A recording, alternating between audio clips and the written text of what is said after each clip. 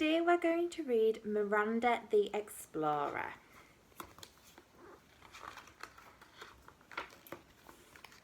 One day, Miranda won first prize in a painting competition.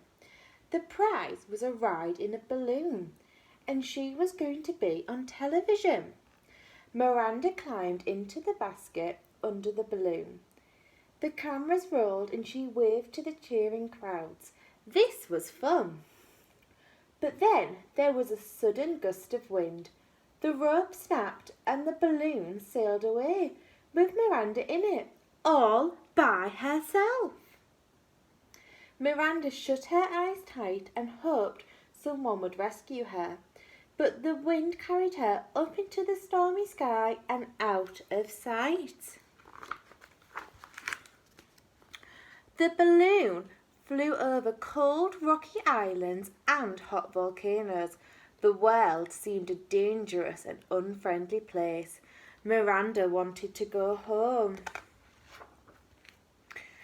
Gradually, the wind became calmer, and Miranda dared to open her eyes. There was nothing in the basket except a large map of the world.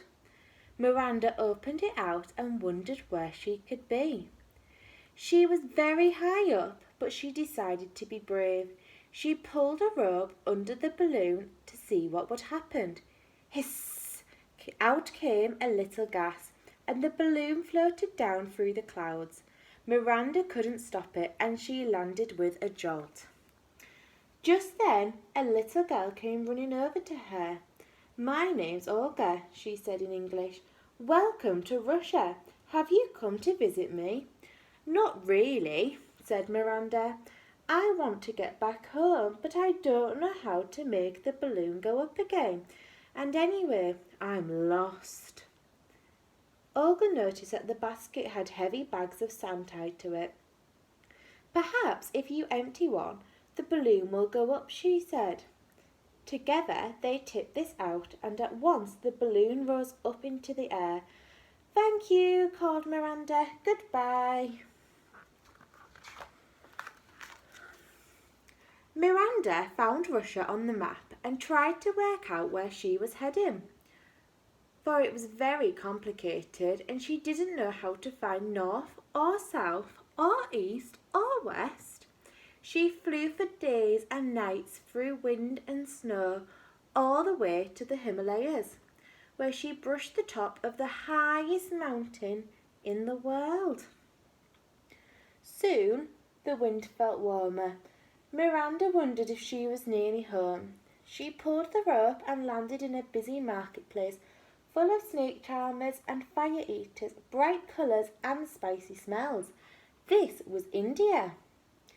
There on a stall, Miranda saw a compass which showed north, south, east and west, but she had no money to buy it.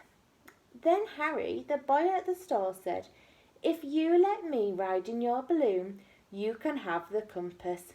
"Hop in then," said Miranda. Harry got into the basket and Miranda took him up into the evening sky over the Taj Mahal. Then she brought him gently down again and waved goodbye. Miranda looked at her compass and saw that she needed to fly west to get home. She didn't know how to turn the balloon around, so she had to go wherever the wind blew her, and the wind blew her over the Great Wall of China to Japan. She flew past a village and lots of children waved from their windows. One little girl, Nabucco, had a computer. "How can I turn the balloon around?" called Miranda from the basket. Nabucco looked it up on the computer. "If you go up and down, you will find different breezes," she said. "You must find the breeze that will carry you home." "Oh, thank you," called Miranda, and she sailed off through the clouds. Miranda flew up and down and up again, searching for the right breeze, and before she knew it, she had reached Australia. Now she was such a long way from home that she wondered if she would ever get back. And then, as she swooped down to look at the koalas and kangaroos, the balloon snagged on a bush and a thorn ripped a big hole in it. Miranda quickly emptied a sandbag, but even so she sank slowly towards a river full of crocodiles. "Are you all right?" called a boy who was cycling past. "No, my balloon's torn," yelled Miranda. "No problem. You can borrow my puncture repair kit," said the boy. "My name's Bruce. Glad to meet you." So Miranda climbed up the ropes and stuck a patch over the hole. It worked perfectly. She emptied another sandbag and floated off. The wind carried Miranda across the sea. She swooped up and down until she had worked out exactly how to control the balloon.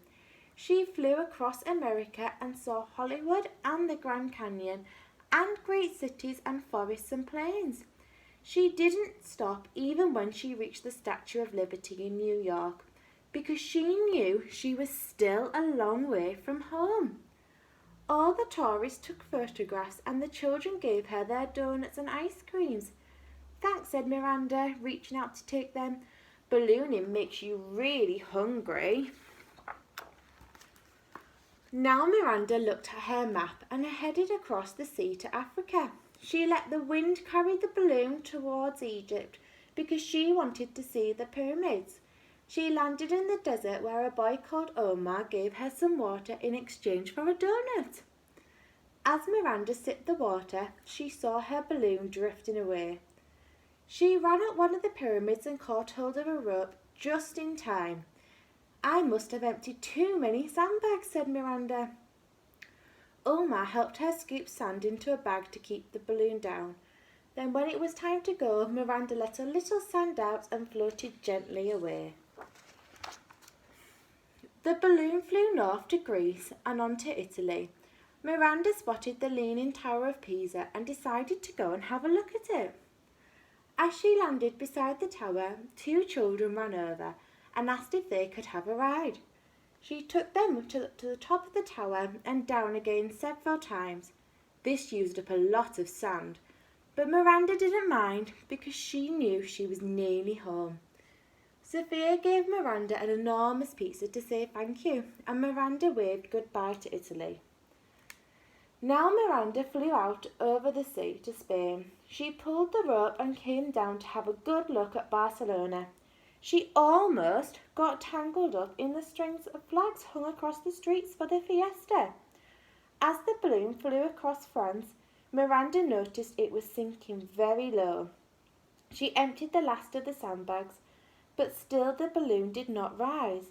What with the puncture and going up and down so many times, there was hardly any gas left. By the time Miranda reached Paris, the balloon was so low it was bumping the rooftops. She flew straight towards the Eiffel Tower and got caught up in it. Miranda felt really fed up. How would she get home now? Just to make things worse, it started raining and the wind began to blow. It grew stronger and whoosh!